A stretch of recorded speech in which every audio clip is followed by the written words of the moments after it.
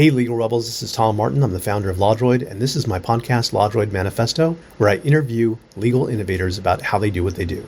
In this episode, I interview Antti Innanen, co-founder of Legit and author of the upcoming book Prompted, whose infectious curiosity and hands-on approach to AI experimentation is empowering legal professionals to embrace technology and transform how they deliver more accessible, human-centered legal services.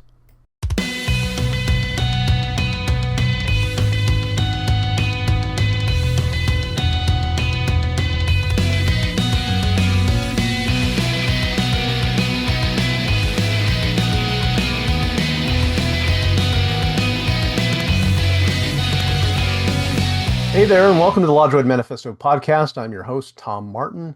Very excited today to have on the show Antti Innanen.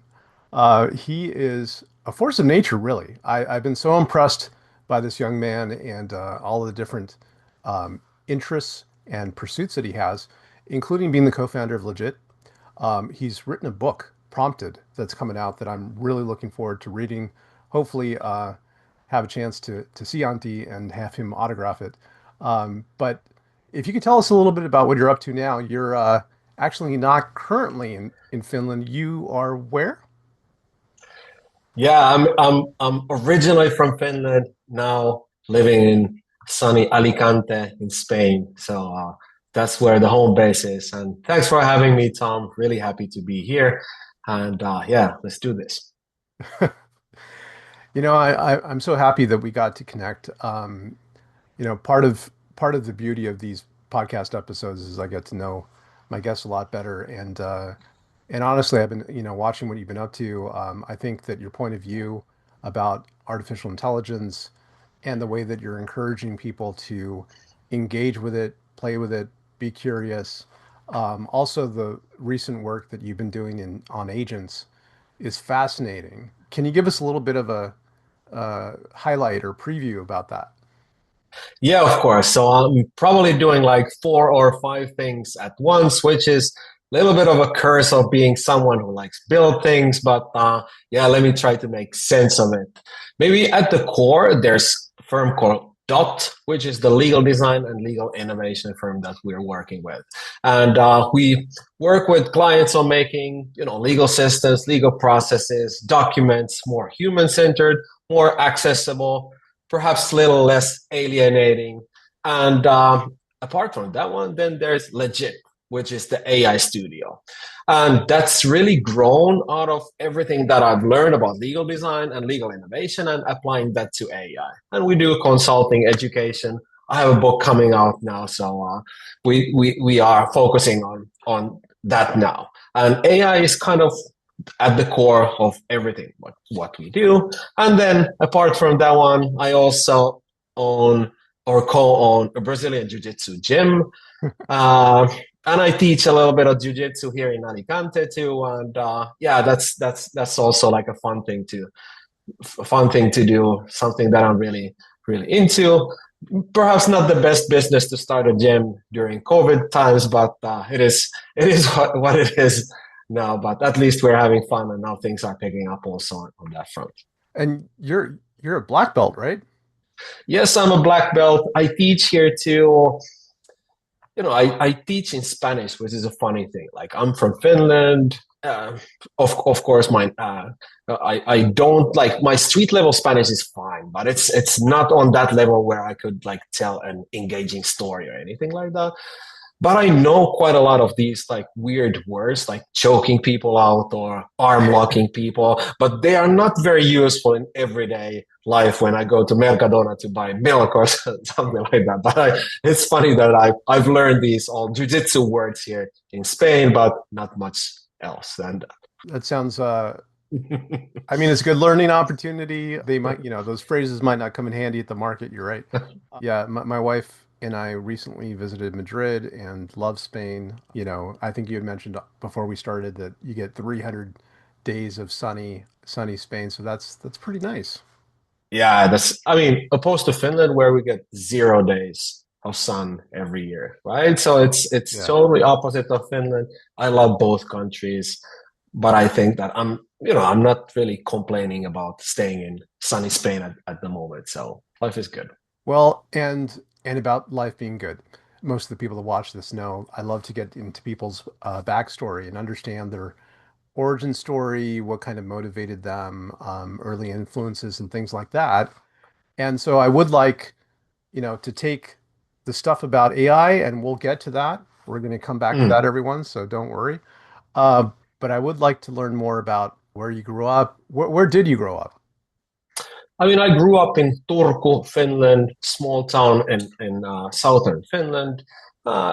Pretty safe, nice, cool childhood, and attended University of Turku also. But maybe my origin story in law and legal innovation is like I was a bad student. Really bad grades. I didn't really fit into the traditional education system at all. I was more of a like a skater, snowboarder type of dude. Just wasn't so interested maybe in education, and I actually dropped out of university. I started studying philosophy first, and didn't feel right for me at the time. And I maybe didn't see my future as philosophy teacher. And I felt kind of bad about it. I felt ashamed about it that I was a philosophy dropout. That's a like classic one, because that's kind of like ironic because those things that I was really ashamed of maybe that I didn't graduate from a cool university or I didn't I graduated with bad grades and I wandered a little bit here and there, kind of became my superpowers also. Those things that, really have helped me in my career. So, being a bad student, a little bit like a skater misfits was actually like a fun trajectory in, in my later career. So maybe that's the origin story. Like I'm from a small Finnish town, and then from bad grades, bad student, a little bit like wandered around, then stumbled upon on these like wonderful things, and then it took from there. Well, if you don't mind, let's unpack that a little bit. First off, like Turku, what is it like? Like, you said the south of Finland, so it's not too far from Helsinki, right? Or, No, no, no. It's still a city, like I felt like I was a city boy still, and it's like it's difficult to describe your childhood because that's the only thing that you really know. So I don't know how of course through my kids I'm now experiencing their childhood here in Spain, and things are a little bit different, and but so many things have happened also before that with like smartphones or AI or computers or something like that. So I can't really imagine, any other kind of childhood. I just remember that we had bikes and we biked everywhere and life was pretty like carefree. This is a small city boy. My mother was a lawyer and my father was a student, principal at a school. So pretty safe, pretty normal middle class childhood.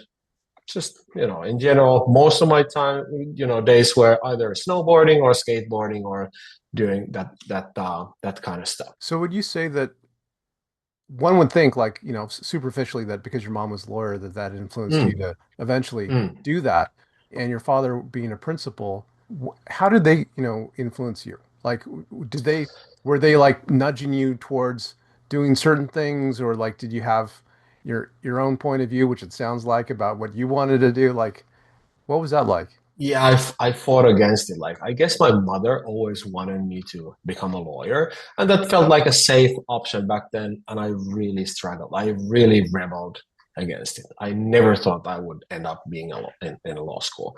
And even when I was in law school, I thought that this is not for me. But maybe it was because back then, I had an idea what is to be a lawyer or what is to be a legal professional. And turns out that I was just completely wrong about my ideas of what is to be a lawyer or what is to be a legal professional. Like there is still room for misfits or creative people or people who think a little bit differently. So it wasn't so much the education, but it was my own attitude perhaps towards the education that was difficult because I struggled. I wanted to rebel against my parents. I wanted to rebel a little bit against the uh, the legal system also, and the idea of what was it to be a legal professional. But in the end, I realized maybe it was just me. I was wrong. Like there's still room in this business for people who think a little bit different. There's room for this kind of diversity also. And when I've grown up a little bit, I'm perhaps a little bit more mellow in my thoughts. I'm not such a weirdo anymore with my ideas. Who knows? Well, I also identify with, the feeling of being an outsider sometimes. And I think it also gives you like an interesting point of view to see things Mm, kind of fresh that other people might not see it that way. sure. Did you come from a big family? Did you have a lot of brothers and sisters? No, not really. No, no.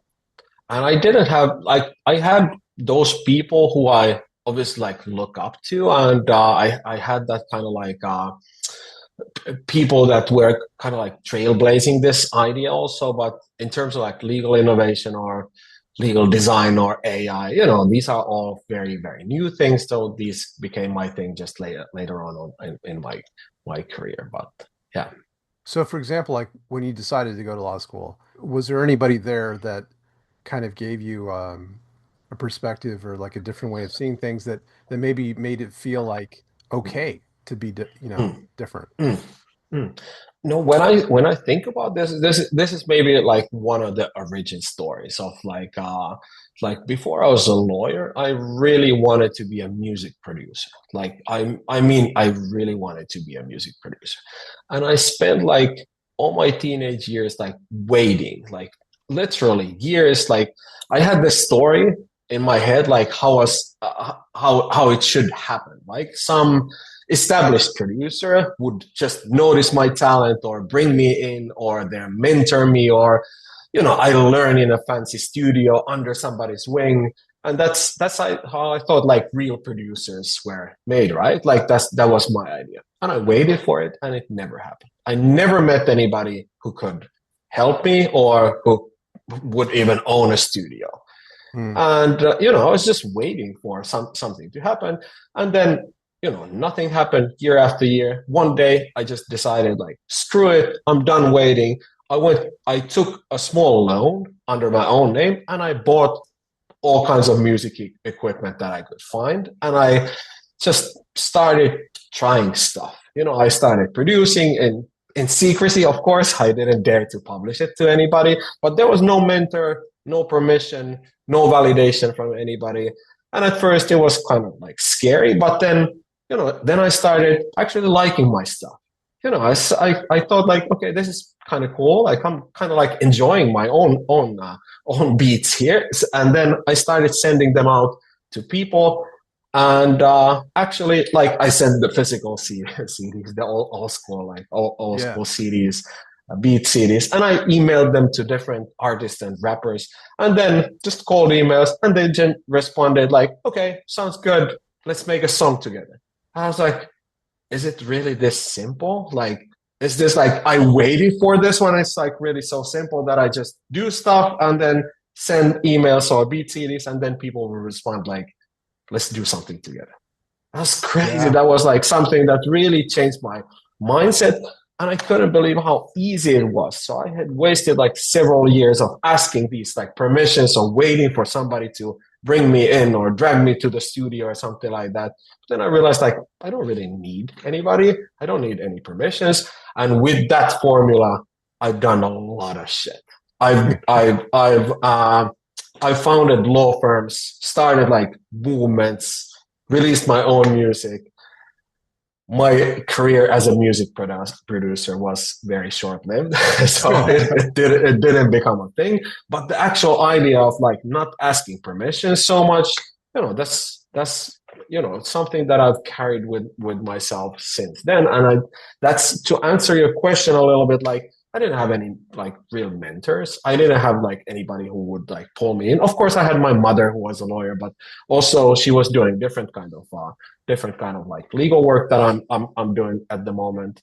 I've used this formula like just do stuff, tell people about it, and just hope that they are feeling the same kind of like energy as you are without any permissions. I think that's a fantastic lesson and one to share is that, I think a lot of us, especially lawyers feel that it needs to be buttoned up, it needs to be perfect, it needs to, like you can't share it with anyone until it's 100%.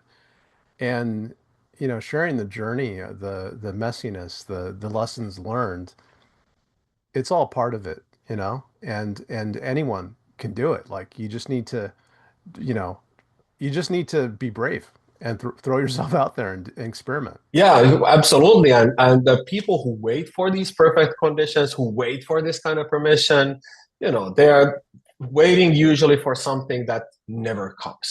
And I think this is also like a good lesson. It was a really good lesson for me. Just stop wasting my time, stop trying to be perfectionist, and just do something and then communicate about it, and people will reach out to you, or people will feel the same kind of energy. And that has worked really well for me, and that's what I encourage also to for like students to do. Like if you just send somebody an email or like a DM in LinkedIn, they will probably respond. If they don't, so what? It's very easy to meet new people, to get introduced to new people, to start new things. If you want to do something, just start something. Like you know, that's maybe the modus operandi at the moment. Well, tell me a little bit about maybe the first step, like daughter attorneys. Yeah, yeah. How did that come together? I mean, very much with the same formula. I was a little bit older associate at a bigger law firm, and then I just started to think that it would be so maybe like a childish idea. Like it would be fun to have your own law firm and test out your own ideas if they would actually work. Because I saw so much like inefficiencies and so many things that people didn't like really enjoy the work, and maybe there were like hierarchies, and me being like a natural like misfit, I thought like this could be done better, not necessarily in a more efficient or better way in terms of like the quality of legal services, but in a just more fun way, more engaging way, so that people could be happier when they're working, and they could actually like enjoy what they're doing. So we started with this kind of like a little bit like strange idea, and then it became a thing. It became very powerful, and the idea itself drew a lot of very talented lawyers to our firm, and the firm is still doing really really well. And I scaled the firm a little bit, so we went from one person to 40 really really quickly. But Wow. at the same time, I scaled myself out of the firm a little bit. So that was a bummer. I actually quit working in Dotter because I didn't like. I felt like it's becoming something else that I wanted, and I maybe realized that the things that I was interested in, that were my dreams, weren't perhaps the dreams that the community had. So the community, took over in a way, and they spat me out. But in the end, I was quite happy about it. Also, I scaled myself away from the firm, but they're doing really, really well at the moment, and I think that they're still one of the best, if not the best, law firm in the Nordics. So a lot of love for them still. What's one example of like one of the things you implemented within the law firm of like maybe just enjoying yourself more? Like what was one of Mm. those things that you did that gave life to that? Well, this is not like something that that we had good food in the fridge or shorter days or something like that. This is like a little bit different because we started with the idea of employing other people than lawyers also in a law firm, right? Like in a regular firm, it doesn't sound groundbreaking, but for a law firm to employ like designers, for example, that's really something like special, right? So we Mhm. started with the idea that maybe we could employ different kind of people than just lawyers also. Maybe there could be like tech people, or maybe there could be designers or something like that, and that made the work very enjoyable for me too, that kind of diversity. And now I think that they've become more of a traditional law firm, but it was really fun to experiment with these kind of like things. That made it very very enjoyable, at least for me. I don't know if it was for everybody else, Yeah. but I really felt like we were doing something different. just by combining different expertises and different kind of like personalities together. You know what? Like that diversity of thought, I think is undervalued sometimes because we get into our own silos and sometimes we can't see beyond it. And Sure. so that sounds great. A way to expand people's minds. Yeah, and if you think of it, like if you take three talented lawyers and lock them in a room and give them like I don't know, maybe there will be like a terms of service or something like that. But if you include like let's say there's one lawyer, one designer, and one service designer, you get totally different outcomes from that kind of group. And in a way, I don't know if we should act like sometimes when I see law firms that already have 200 lawyers recruiting more lawyers, and I'm like, Mhm. do you really need that flavor more? Wouldn't it be good? Like, you already have 200 lawyers, right? You obviously have like top level legal expertise already. So why not try something else, right? Maybe like, Yeah. I don't know, like a tech people or designer or I don't know, something else. So Does that make sense? Does that make sense to you? Like that kind of like idea that law firms are full of lawyers, which is a weird idea for me. Like if you look at software firms, they're not full of coders. There are plenty of people who do different roles too. right, product designers, uh, Yeah, for sure. artists. Yeah. Yeah, it is kind of a weird thing. That I think when you're in it, it just seems like, well, of course there's lawyers in the law firm, right?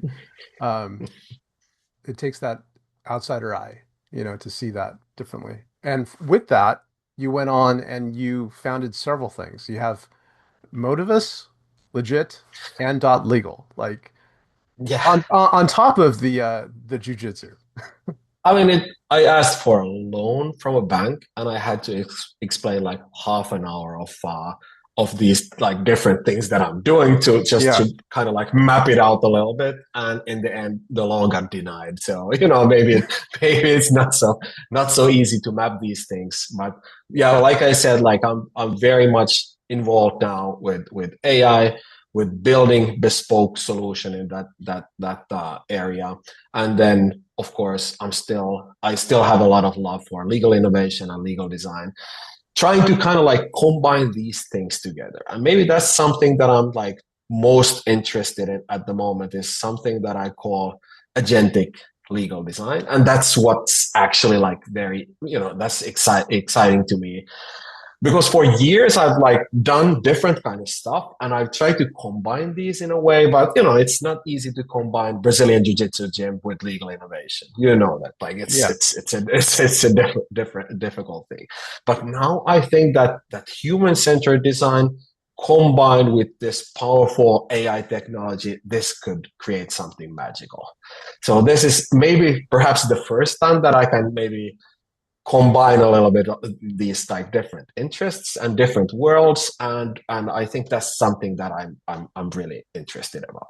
So kind of like if you think of my example of law firms full of lawyers, or diversity bringing out different kind of ideas, I think with agentic systems, if you think of multi-agent AI teams, they can simulate these roles, they can iterate very rapidly and test ideas. Suddenly it's very easy to imagine this kind of like lawyer agent, designer agent, or user research agent all working together in fast cycles, maybe testing ideas, simulating these kind of conversations.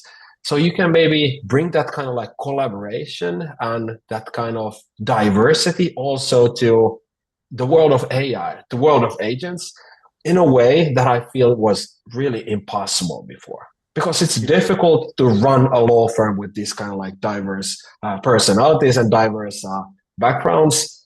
With AI, it's much simpler. So for people that are kind of getting up to speed, let's break that down a little bit. Mm, And I'm glad that we're transitioning to the AI agent discussion because it's something I want to talk with you about. So, there's different ideas of agents. Like there's basically where you take an AI, you apply it to a workflow, and mm, some people have called that, an agent. Others are a little stricter in like how they define an agent. And there's this whole debate. Of course, lawyers are very particular about the words and how you define what an agent is or isn't. But one type of agent is one that's like completely autonomous and does everything mm. on its own. When you're talking about it within kind of like the law firm context, what do you have in mind? Well, like you said, there are many different ways of describing these things, and as lawyers, we are very like keen to describe something in a very strict manner. But for me, I think agents have two things in common. They have some kind of autonomy to do decisions, and usually they have some kind of tools in their disposal to actually like do these things. And this opens quite a lot of space for creativity too. So it's not necessarily just automation of the old stuff, but actually completely reimagine of what is possible in legal work. So that's what's exciting. But of course, we should tread carefully. I'm very realistic of where we are at the moment, and being in the trenches, I know what agents can do and what they can't do. But of course, we're building for the next couple of years, and I think that in a way, the new foundational models also get a little bit better with every release. And that being just a little bit better, that compounds very easily when you're working with agents. So suddenly all of the agents are a little bit better in every step that they take. And that might seem like we're not getting anywhere with the new models, but in the agentic world, like when it compounds, when all of the agents are just tiny bit better or just make tiny bit better decisions, it just adds up. One thing in which like agents and the technology is getting better is that when we talk about AI, like just generative GPTs, right? Usually the limitation is the context window. It's like how much Mm, information can you put into it? mm, With agents, it's really about attention span. It's like how long can it keep the thread of what it's working sure, on for a length of sure. time? And that's the mark of it getting better and better. Like I think Anthropic was talking about they're even up to like 7 hours of, you know, Yeah, flow yeah, time, of focus time. yeah, yeah. And so that's only going to get better. But one thing I want to ask you is that for lawyers that are watching this, that this is like way on the bleeding edge for them. When you talk about like multiple agents working and helping a lawyer to see things different ways, can you give them a concrete example of how would they use this in their everyday work? Like how would a multi-agent system help them? How does it help you? Well, it might help lawyers by taking the whole like line of work outside of their hands. So if you think of like now the idea with AI, it's more like a centaur type of thing where you have the lawyer and then the AI tool. And then the lawyer uses the AI tool to draft the contract, for example. It's very much like a collaboration with with the lawyer and the very powerful tools that they are using. I think that agents operate a little bit differently. It's more of a colleague for you, colleague that does something for you, does like the whole workflow for you. And you can maybe think of like these very easy, monotonous workflows that you might have during the day. That, if you would just have somebody to assist you, somebody to help you out a little bit, and they would do just everything from start to end themselves, whether it's like, I don't know, cleaning up the Excel sheets or I don't know, doing something tedious or repetitive or something like that. That's how I see agents working. So it's not only you and the tool, but it's like your little helper, your colleague who is very literal and might have a bad attention span at this point, but it's still there to help you out with these like complete workflows. So that's how I would categorize agents and tools. They're a little bit like a different in terms of like analogy. I think that they are a little bit different. That's how I would like maybe categorize them. And the idea of using like having a multi-agent system Mm, sounds like what you're describing is like having multiple of them running on different tasks in parallel, essentially, yes. so that you could accomplish so much more in a day than you could on your own or just with one or two colleagues. Yeah, for sure. And these might like productivity wise, they might be like super, super good. But also I'm not so much into optimizing the old stuff anymore. So I like I said, I care about completely reimagine what legal work could be. And in terms of like, if we continue the analogy of agents being your colleagues or workers or something like that, I also don't want to employ only lawyer agents, right? I'm not really maybe employing them, but you get the idea, right? Yeah. So I want to focus on making better end products. Like I think that we are compounding the mistakes that we're making if we are only focusing on legal agents, because the legal agents are going to look at the problem from one perspective and one perspective only, which is the legal perspective. But if you work with actual clients, as a lawyer, you know that clients don't measure the quality of legal work the same as lawyers might measure it, right? So I want to preserve this kind of like legal design idea where the outcomes could be still human-centered or easily legible, or they wouldn't have like legal jargon or something like that through these multi-agent systems. So maybe we're employing a research agent or a client satisfaction agent, or I don't know, designer agent, something like that. That's fascinating. You know, Professor Richard Susskind, he talks about, there's different levels of transformation. The first being automation, which is, building a faster horse kind of thing. And Mm. the second one that you're talking about, innovation, where you're actually innovating. It's not just plugging in AI, but it's using it to help you think differently. And I think that idea, you know, uh, of course, it evades us sometimes, but putting the client first, like putting putting the client first, not the lawyer, not it being lawyer centric, but it being client centric, and then looking at it through that lens, like what are the different people that we want in the room, or the different agents that we want in the room to make that better. That's exactly the idea that I'm proposing here. Like we should, and that's maybe the new way of doing this kind of like human-centered law, is that we make sure that the agents can collaborate and the agents have diverse ideas, because then the end results are also diverse. And that's like really fascinating to me. And if we think of like, I don't know, let's think of a simple tool that automates your NDAs, right? At some point you might ask, like, do we need an NDA at all? Like, why are we Mm. even having these NDAs? So I think that we should really think carefully now that we have the chance, like, to a little bit reimagine the legal work, like really think of what lawyers are here to do and what kind of legal work we should automate or do, so we don't end up automating the stupid shit that we've done for decades, right? Yeah, yeah. So I think this all ties in perfectly to your book, Prompted. Why, what brought you to write a book, and what is it about? I mean, the hint is in the name. It's about prompting, right? So, but it's really like when GPT-3 came out, we did a prompting course.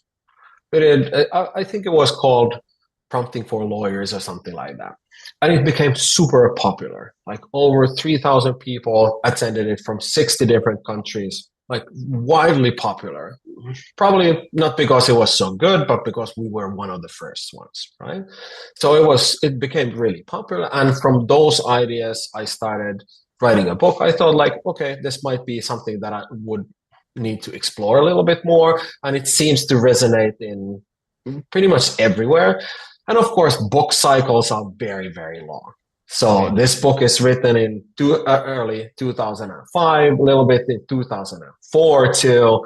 So some of the ideas that were revolutionary back then are just regular and normal ideas at the moment. But I think it's held up pretty well. It's not about really writing prompts, but learning how to think together with AI. And I think that's a like skill that's really crucial for pretty much everything now, right? Like not to learn how to prompt the machine or command the machine better, but how to kind of like co-create or co-think with these tools. And that's a really, really good skill. And this is very accessible for everyday people, for regular people, because I'm not a tech person myself. So I think that I managed to capture that kind of like regular person's view nicely into the book. it's a good book. I think that everybody should get it for Christmas. Kids are Uh, going to cry when they get this book for Christmas. it needs to be a stocking stuffer, prompted Yeah, for right there sure. For for sure. Santa. For sure. Well, I'm hoping to get it this year. You're Um, going to get it. You're going to get it for many years because I'm going to have plenty of these books. Everybody's going to get the same book for several years. awesome. Well, there's also a lot of updates to roll out every year Sure. if you to keep up with everything. Okay, so it's about thinking with AI. It's about using it as a collaborative, a collaborator, a colleague. And I think way too many people think of it as magic and think of it as an oracle, something that they may, wave a magic wand and it just solves things for them. That mentality really is the problem. I think by you putting them front and center and actually engaging back and forth with the AI is a better mindset for everyone to look at it that way. What's one example from the book that you think kind of drives that point home? Well, I think the best parts of the book are the ones where you don't really. I mean, there's a lot of talk in legal about the use cases of AI, but honestly, that feels a little bit weird to me that talk about use cases because the tech is so powerful that pretty much everything could be a use case. The real use case isn't some like narrow tasks or contract type or you get value out of it when you automate NBAs. The use case is you. It's the person using it. I've seen lawyers, juniors and seniors completely change how they think or write or solve problems by learning to how to use AI properly. So this is maybe the most powerful instinct that you are not commanding something. You are not using a tool, but you're actually like prompting yourself. You are trying to evolve together with these tools. The use case is you. You are the person using it, and you're not outsourcing your thinking or your personality to the machine, but letting it like really, co-create, co-think with you. And that's the most effective thing that I've ever seen when the human actually levels up because they're thinking with the tool and not just using it as a shortcut. And so, along with the book and Legit and Legal Design Summit and like everything else that you're working on, you consult with clients about this, right? Like you teach people Yes, actively. yes. To the extent that you can talk about it, like what's one experience that you remember about talking to people about this different way of approaching AI, and did it open people's minds? Like what's some of the reaction that you've gotten? Well, it's usually the reaction is almost always when people start using AI, the first reaction is almost always negative. Because AI hallucinates, the first results are full of mistakes. Maybe your prompting isn't at that level. Maybe you're giving a little bit, less context than you should. The first results are always disappointing. And that's what I try to hammer to people's heads also, that you should learn how to use AI in an iterative way. And I've seen this one many times, to happen that when people actually start using it in that way, that they are having like real meaningful discussions with AI, then their mind starts opening up and then they stop commanding the tool. They stop like asking stupid questions or making stupid demands to the tool that the tool doesn't answer magically, like you said. And that's how people usually level up here by embracing this kind of like mentality of building context together with the tool, to thinking together with the tool. And the response is always the same. First is very negative, and when people start to actually build context together with the tool, then it almost always becomes like a positive experience. What most excites you about what you're seeing right now with AI and what the future holds for it? Well, I think that, we are entering into that phase where AI is pretty much in every lawyer's toolkit. The next one that excites me is perhaps, the next idea that we're working towards is perhaps the AI native law firms. That's exciting to me, but maybe even after that one, I'm interested in the self-driving law firms. like the Waymo for law, you know, because that's not perhaps that far away. We could already technically automate some of the things that law firms do and do those things really, really well. But obviously not everything. But little by little, I think that we could build these kind of like multi-agent systems that simulate actually pretty well these law firms, and then little by little work towards this kind of like Waymo for law firms, where it's actually the core thing is done or without drivers or without lawyers.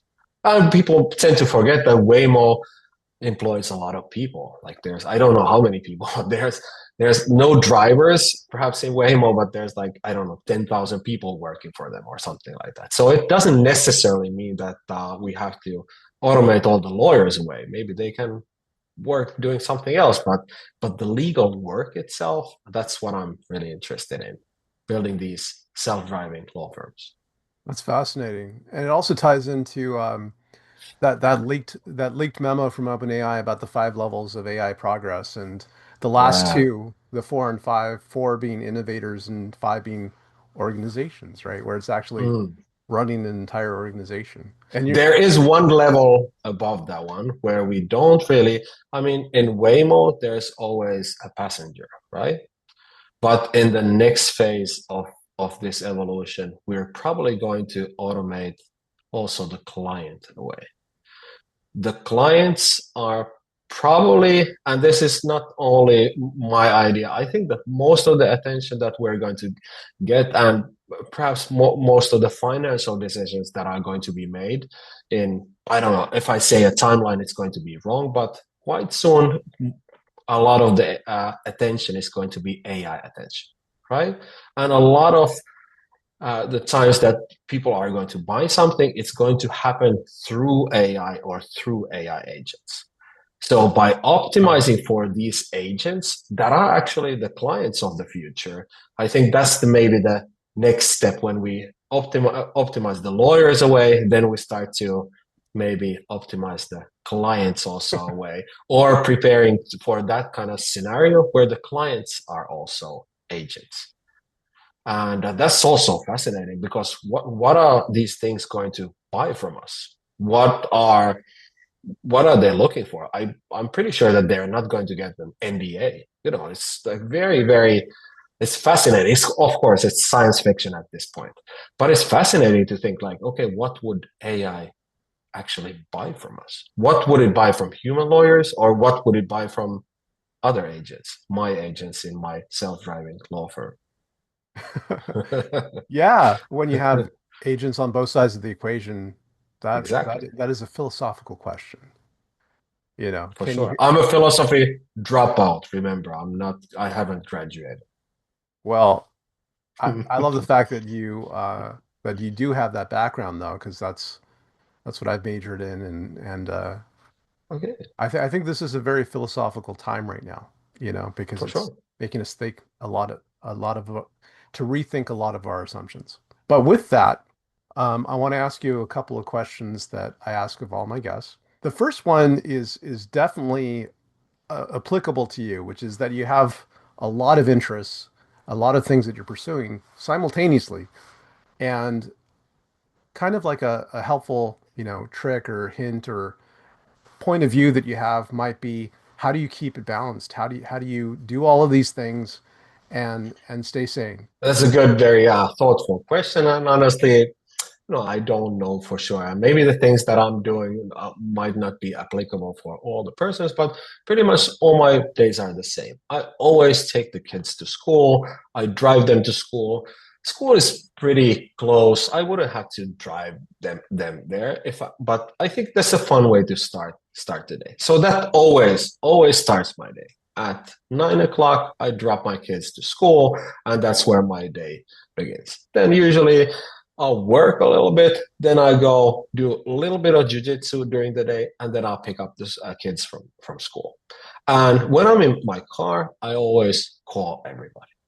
Just when that's one of my hacks. I just call everybody. I try to use that time when I'm driving. I think it's fun to call people. I'm big on the old school, old fashioned phone calls too, right? So I'm just calling people, seeing that everything goes well. Then I'll do a couple of hours of concentrating work with usually with assistance of the best AI tools available, and then in the evening I might send some mails or something like that. But during the day, I don't have the feeling that I do much. My calendar is still quite manageable. I don't. Well, this is one of my hacks. I don't use calendar really. Like I just don't put anything on my calendar. That keeps your calendar very clean, right? Because it's you can always think of it like, okay, let's have a team meeting next week or something like that. I go like, could I just call you and we'll just figure it out in 5 minutes? And that way I'll keep my calendar clean. I just do old-fashioned phone calls and refuse to take these like 15-minute Teams calls that clutter my day. Well, I think those are great words of wisdom, and I appreciate you being on this call with me today. Which leads me to the last question that I ask everyone, and it's kind of related to what you were just talking about, which is, after all of these pursuits, at the end of the Mm. day, like really, what makes this worthwhile for you right now? I mean, that's a very, very good question also. And I think that for me, it's like I want to fight the good fight. I want to like for some reason, I don't know why, but I have this like feeling like I need to do something meaningful. I need to feel like I'm fighting the good fight. I'm at that point of my career where I don't need much. I have my old car. I do the jujitsu. Doesn't cost me anything. Like I'm over of being like very like financially successful or anything like that. But I just want to do something meaningful, and that's something that really drives. Maybe that's a sign of getting old or something like that. But I found that that's become more and more my thing to do something that is meaningful, and then focus less on those things that I'm not really feeling, or the things that feel like could be like financially maybe lucrative, but ultimately like meaningless for me. So I think that that's maybe that what keeps me doing this. And of course, not all days are full of sunshine. Although we have 300 days of sunshine here in Alicante, so sometimes it's just like banging out. Sometimes it's the routine that helps a little bit. Sometimes when you have bad days, it's just the routine that I'm going like, okay, Auntie, do your job, and that keeps me going. Also, some days that I'm not feeling, you know, the work so much. Well, Antti, I want to thank you so much for spending time with me. It's a pleasure to get to know you better. And for everyone that's been watching that wants to learn more about you and Prompted and everything that you're doing, how can they keep in touch with you? Well, they can send like you can send me a LinkedIn DM. That's by far the easiest way. I answer every DM that I get. That's pretty much the easiest way. Then, if you want to learn more, go to legit website, go to dot website. You'll find information from there. If you're interested in legal design, go to legaldesignschool.com. And yeah, that's the easiest way. Or just give me an old-fashioned phone call. I will pick it up. Awesome. Well, thank you again. Thank you so much, Tom. It's been a pleasure. And thank you all for watching.